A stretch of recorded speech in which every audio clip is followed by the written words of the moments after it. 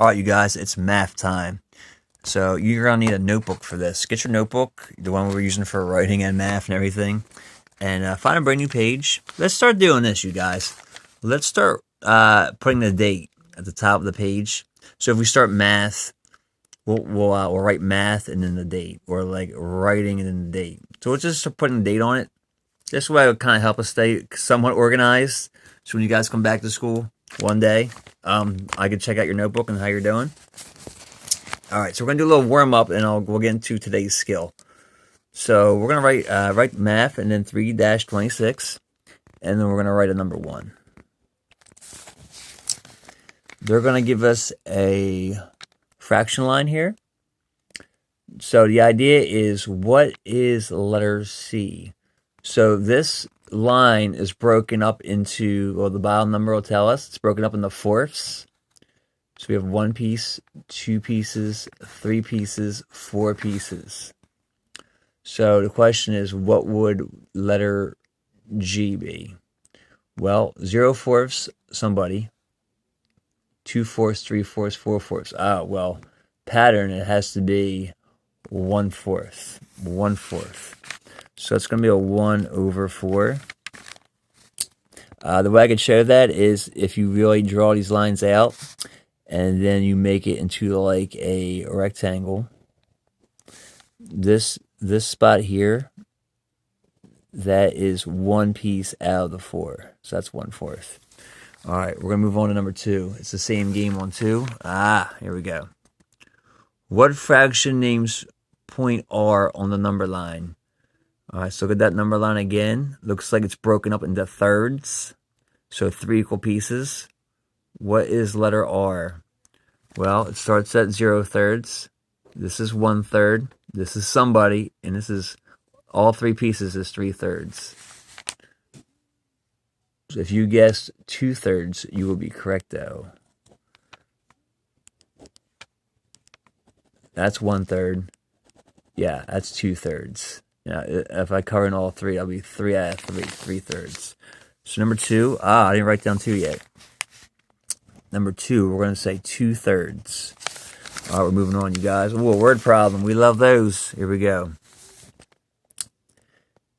Each table in the cafeteria can seat 10 students. How many tables are needed to seat 40 students? Okay, so let's see what we got here for number 3.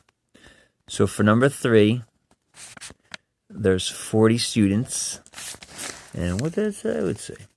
Each table in the cafeteria can seat 10 students. How many tables are needed to seat 40 students? Okay. So there's 40 kids, right? You can put 10 kids to a table. So if you count by tens to 40, that'll tell you how many tables you need. Everybody ready? Count by tens. 10, 20, 30, 40. That is 4 times, right? We counted 4 times. So we need 4 tables. Yeah. That's number 3 right there. We're going to move on to 4. Use the commutative property of multiplication to write a related number sentence. So that fancy terminology, commutative property of multiplication, that basically means the flip-flop move that I renamed, the flip-flop move. So that basically means we take the 4 and 9, we flip them, and you get 9 times 4. That's basically the commutative property. It says you can multiply the factors any way you want, and you'll get the same answer. So instead of saying 4 times 9, we're going to say 9 times 4. That it basically says you could flip 2 terms, the 2 factors in multiplication, and you'll get the same answer.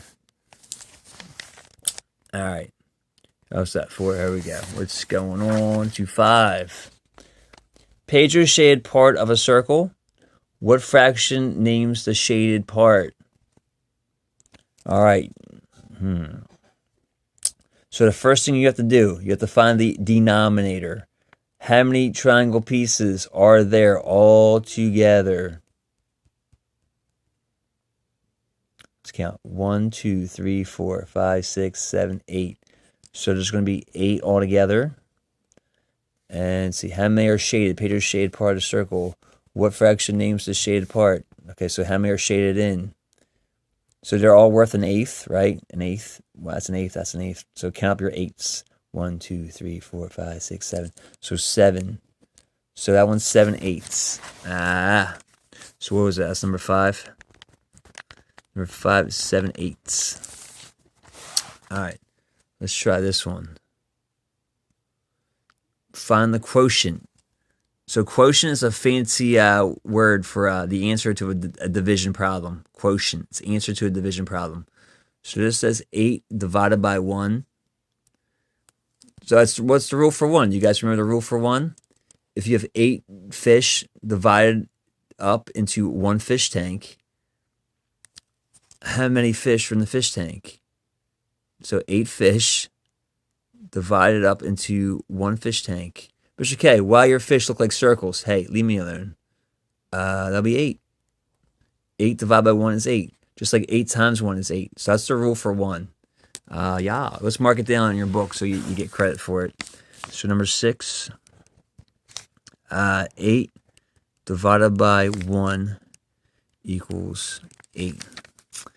All right, so that was a little math warm-up. I'm going to ask you a question about the math warm-up to see if you actually did it. And make sure you write the date, math 326, and you have 1 through 6 done. Yeah.